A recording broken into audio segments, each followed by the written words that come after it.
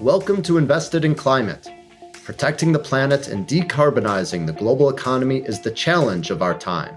We all have a role to play, and the opportunity we face is unprecedented. Invested in Climate aims to help people do more to address climate change through their work, investments, lifestyle, and activism. I'm your host, Jason Rissman. I support a growing community of top climate and ESG leaders as the Chief Experience Officer at NationsWell, and I'm an advisor to the climate practice at IDEO. I'm also an investor and startup advisor, and when it comes to climate action, I know I'll be a lifelong learner, always looking to have more impact. If you like what you hear, give us a good rating on Apple, Spotify, or wherever you found us. Sign up for updates and suggest ideas for future episodes at investedinclimate.com. Follow us on social, subscribe, and spread the word. Thanks for joining. People wait until the devices break instead of proactively upgrading outdated equipment to newer models that could significantly reduce their operating costs. So when free money from your employer is on the table in the form of a carbon savings account, and when there's a tool to simplify the logistics of these upgrades, you see a lot of momentum around proactive upgrades start to kick in. Hi, folks.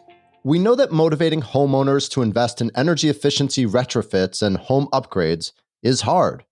Energy efficiency might not sound glamorous, but across the US, retrofits can actually cut our residential energy usage in half. That's why when I met Scope Zero CEO Lizzy, I was excited to learn about her company's novel way of motivating home upgrades. What Lizzy and her co-founder realized is that our homes are now workplaces. And with employers now having to account for emissions for remote workers, they now have an incentive to help homeowners invest in upgrades. Enter the carbon savings account. Modeled after FSAs and HSAs, the CSA can scale quickly and help millions of homeowners across the US to begin investing in upgrades they've been putting off for too long. In this episode, we hear about Lizzy's background, the founding story of Scope Zero, the problems they're trying to solve, the best home upgrade investments, how the home upgrade ecosystem has been evolving, and much more. This is a fast and to-the-point episode. Hope you enjoy it. Hi, Lizzy. Welcome to Invested in Climate. It's great to have you with us today. Thank you. I really appreciate the opportunity to be here. You and I met at the GreenBiz conference in Phoenix a few weeks ago. How was the event for you? Oh, it was great. GreenBiz does such a nice job of bringing together the top thought leaders and change makers in climate. So we always really enjoy our time there. Well, I enjoyed as well. Lots of great conversations and fun to reconnect with all sorts of friends. Let's get started by hearing a bit about your background. What sparked your interest in working on climate and what led you to founding Scope Zero? Sure. So I think it'll be helpful if I first start with a high-level description of what we do at Scope Zero, which will make my background all the more relevant. So at Scope Zero, we created the Carbon Savings Account, or CSA. And the CSA is both a financial wellness benefit for employees and a corporate sustainability strategy for employers. Ultimately, we provide strong financial incentives for employees to upgrade their home tech and personal transportation, which then lowers a company's work from home and commute emissions. So I really think about the evolution for the idea of the Carbon Savings Account over 3 different periods of my journey into climate. The first was my childhood in West Virginia. West Virginia is a beautiful state, and I really did love my time there. But West Virginia's main industry is coal, and it's consistently ranked in the top 3 poorest states in the country.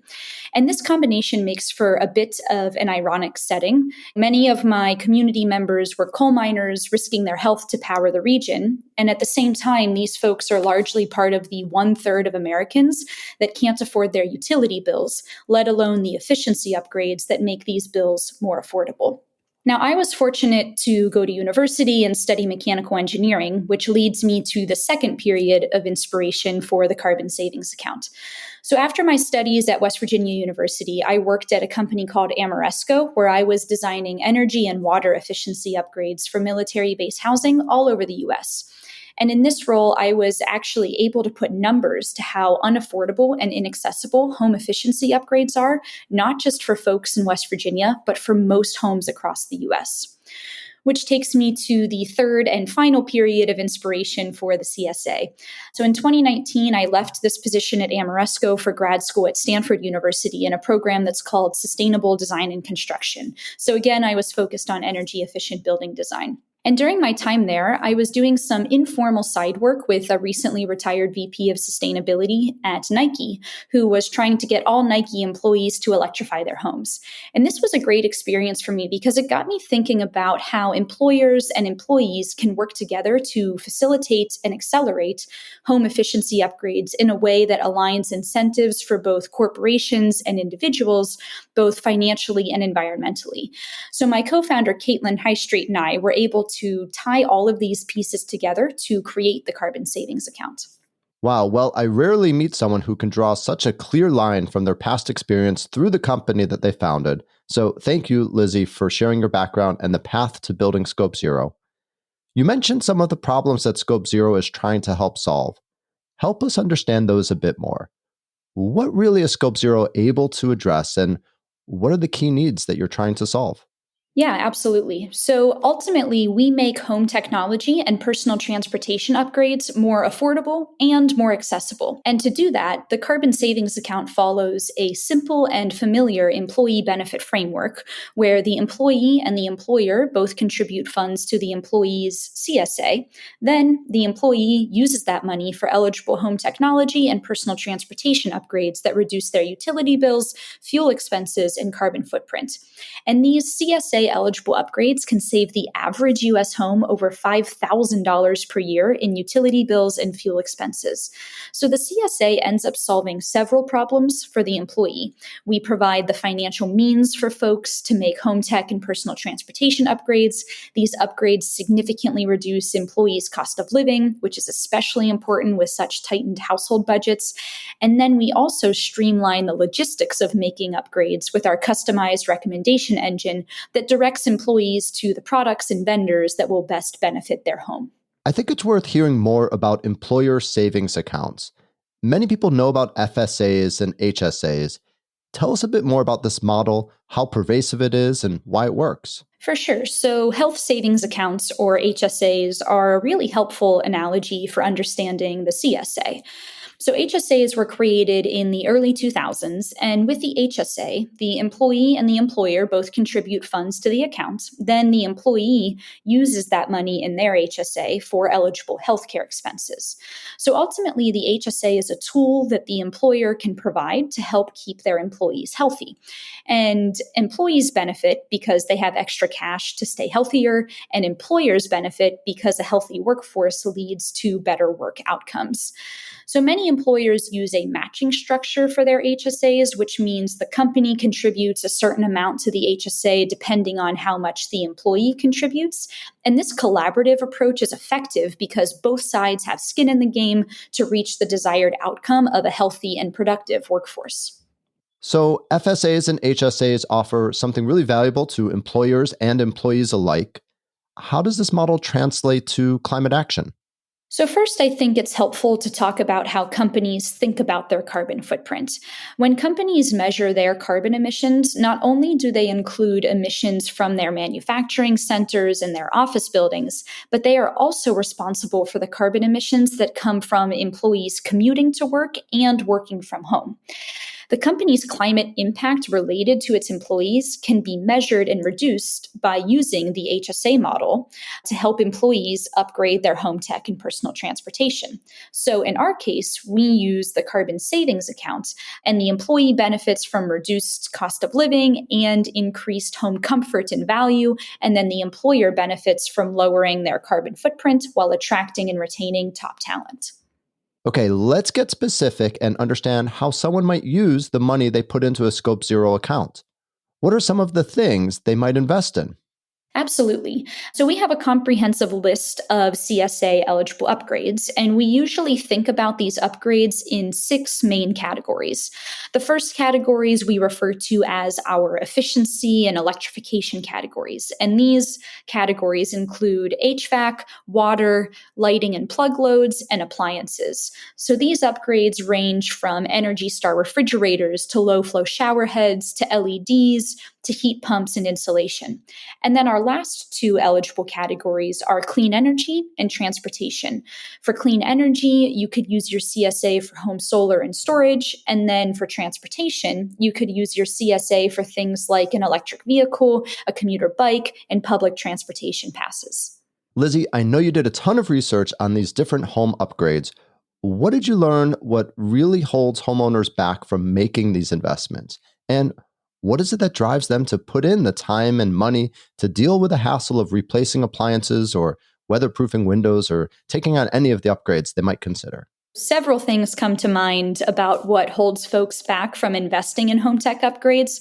Firstly, the upfront financial costs are often unaffordable. And to top that off, home upgrades can be a logistical headache. There are so many options for products and vendors. It's often questions of what do I buy? What products are best for my home? Who can install this for me?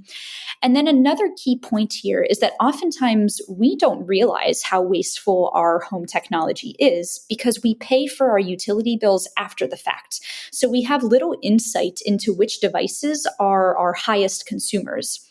And then as for what typically motivates people to upgrade, most of the time people wait until the devices break instead of proactively upgrading outdated equipment to newer models that could significantly reduce their operating costs. So when free money from your employer is on the table in the form of a carbon savings account, and when there's a tool to simplify the logistics of these upgrades, you see a lot of momentum around proactive upgrades start to kick in. So clearly you're trying to reduce the barriers to home upgrades. Have you been able to do any experiments or collect any evidence showing that consumers will invest in CSAs? Yes, our early results show high participation and excitement from employees using CSAs to upgrade their homes. And one of the coolest things about the CSA is how appealing and useful it is to any employee. We have CSA users in urban and rural settings, red states and blue states, renters and homeowners, and the age range is anywhere from young 20s to young 60s. Really, anyone with a home and anyone that uses transportation modes other than their feet to get around can significantly reduce their cost of living by investing in a CSA. What about government incentives like those in the Inflation Reduction Act?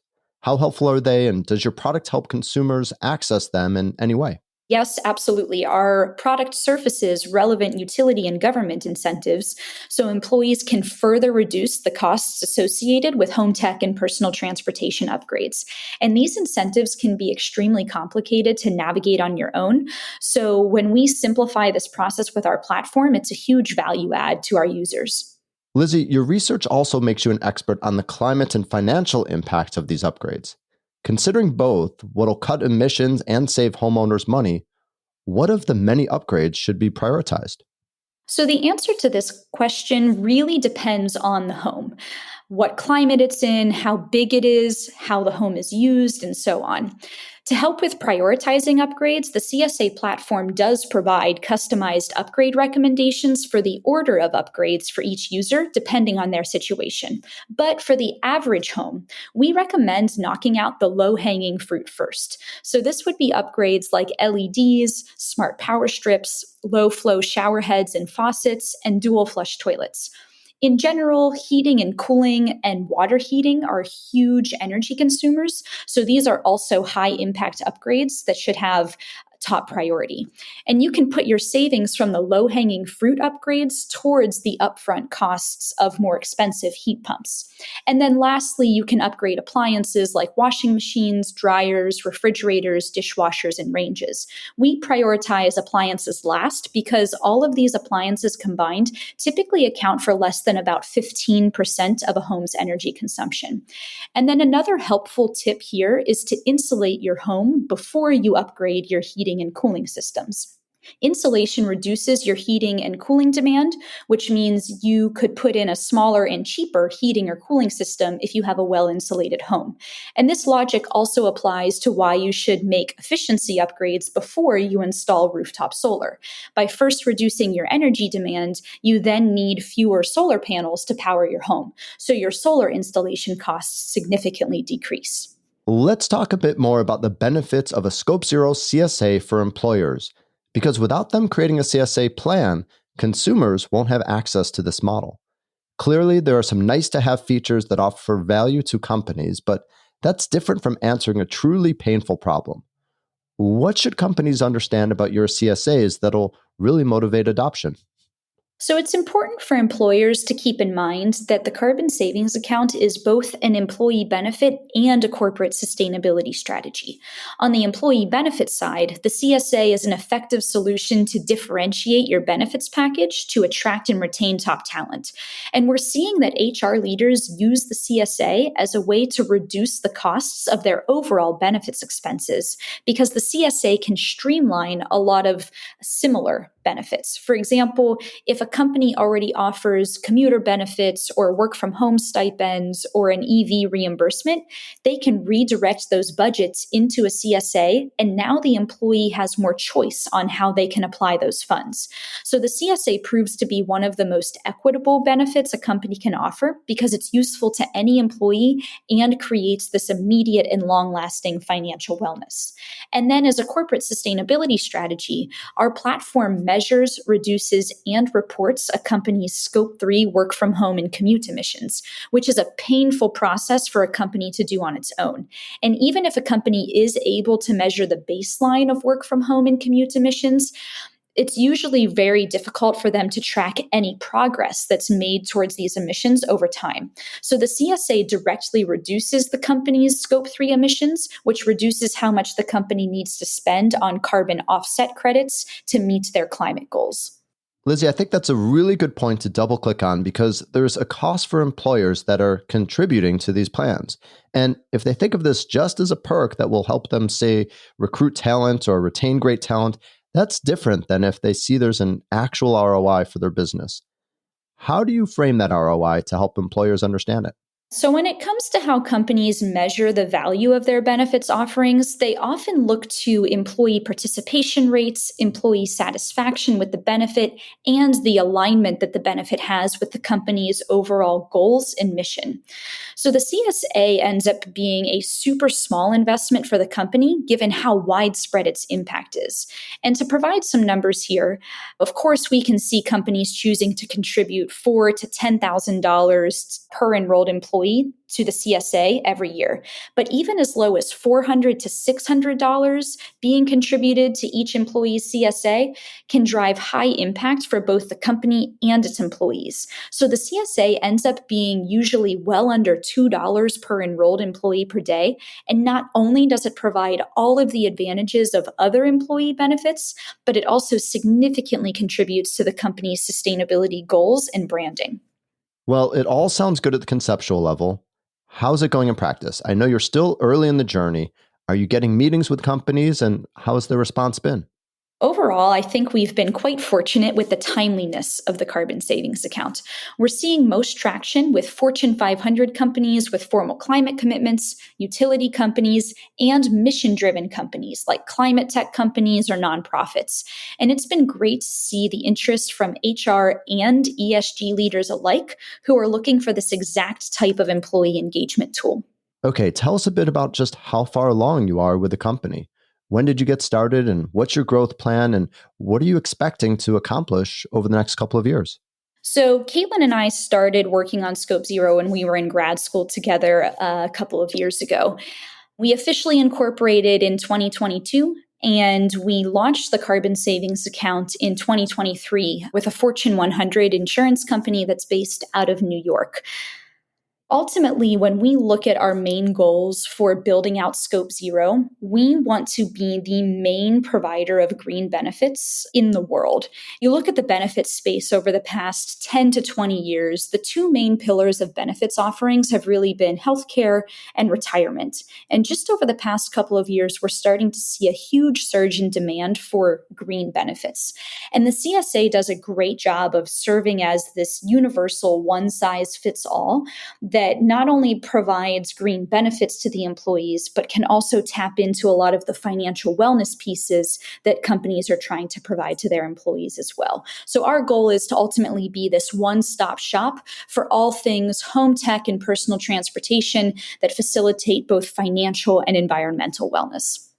Working with big companies will, of course, enable you to launch thousands of plans through their employee base.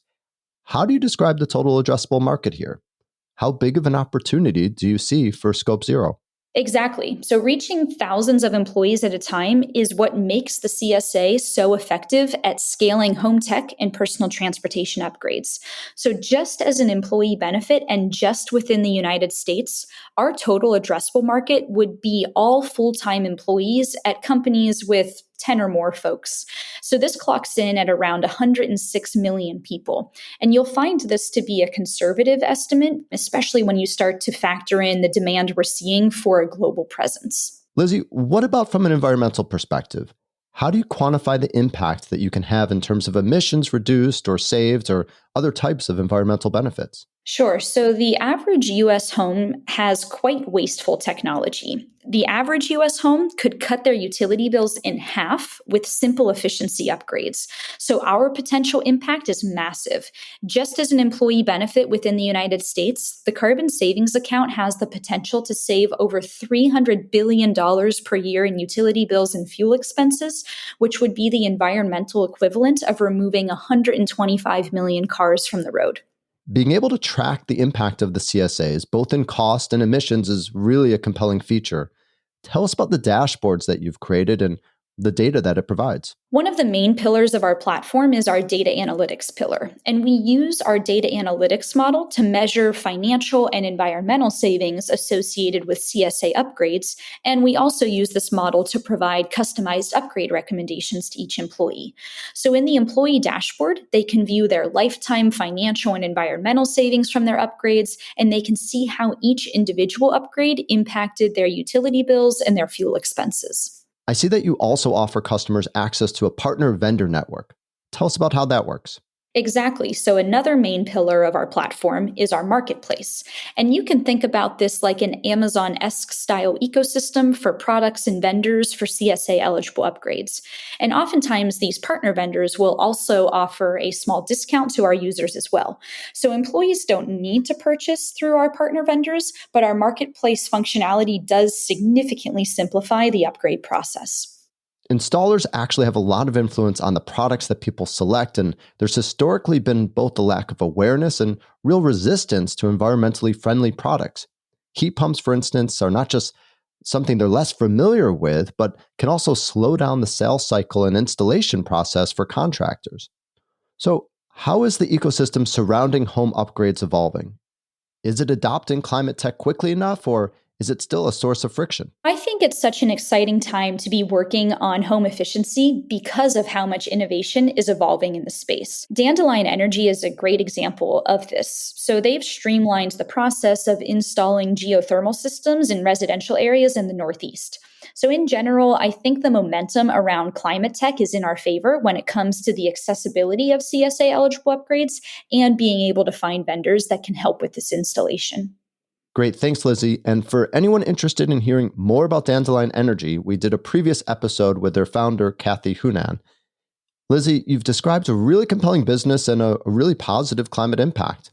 I'm sure that there's listeners that are wondering about your financing situation. Tell us about how you finance the company and if you expect to raise more funding. We started out with a couple of non-dilutive grants from Stanford's Tomcat Center and from Caltech's Rocket Fund. We then raised a pre-seed round in 2022 that was led by Collaborative Fund, who's based in New York. And we're actively raising another round of funding right now that should close up here by the end of March. Great. Well, best of luck with that funding round. Lizzy, let's take a step back now. You know, what I love about Scope Zero is that you found an elegant solution that addresses the needs of different groups and aligns them towards climate action in a really positive way. And it also gives you a good vantage point of the home retrofitting and energy efficiency space. So I'm curious, where else do you see opportunities for aligning interests and motivating change? I agree. My favorite part about the CSA is how equitable it is in providing value to all companies and all employees. The CSA really is the most impactful solution a company can provide to its employees to foster financial and environmental wellness. And since the CSA is a one-stop shop for all things home tech and personal transportation, there's so much opportunity to expand our impact even beyond the employee benefit space. We can collaborate with landlords and utility companies or residential energy auditors or even banks that finance mortgages or home renovations. So we're excited by the opportunities to grow our impact towards personal financial wellness and a healthy planet. So I'm a big believer of individuals taking as much action as they can towards a healthy climate future.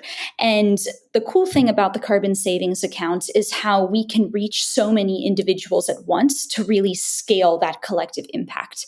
One goal that we have at Scope Zero, and that should be a main priority for everybody in the world, is to prioritize education around what upgrades and what behavioral changes are going to most impact your personal financial situation and your personal carbon footprint.